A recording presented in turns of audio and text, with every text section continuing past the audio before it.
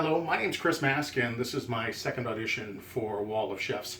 You wanted to see me cook something, so what I'm going to prepare for you here today is going to be a bison ribeye, which I've already done on the keg. And we're going to finish this off with a couple of things that I picked up at the local farmers market.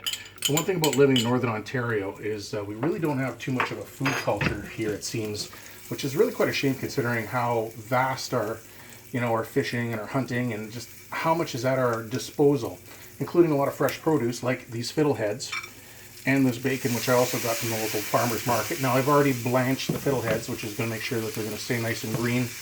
That local bacon is a nice touch as well. These are lobster mushrooms, which I actually picked and foraged myself last year. So what we're going to do is we're going to take these and throw them in there as well, and then add just a little bit of that mushroom water to create a small sauce.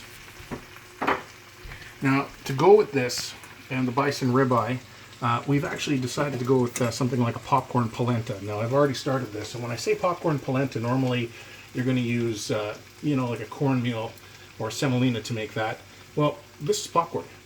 So you take popcorn, grind it down to that, and then you make polenta like you normally would with a little bit of broth, some cheese, which is a local goat cheese, and butter, lots of butter. That's the secret to it, right?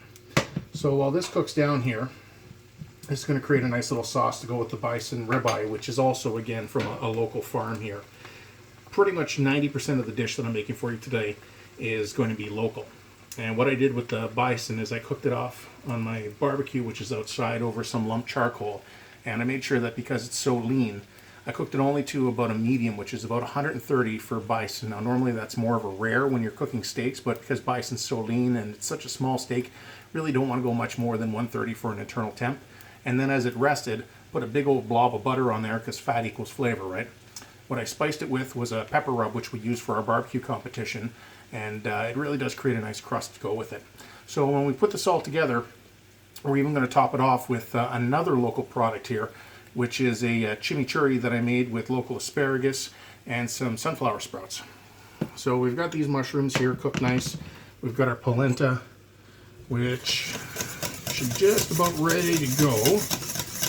And I usually like to, when I do my polenta, I like it creamy, so when I stir it, just so I can see a couple little lines in there, then I know that we're ready to rock and roll with this. So let's move on over and get ready to plate this up here.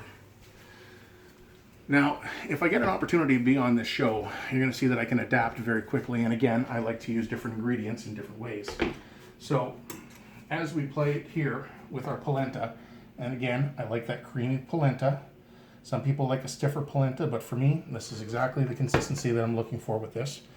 To make us have this nice, bright, vibrant color, we've got the oyster mushrooms, and we've got those nice fiddleheads, again, all local produce here.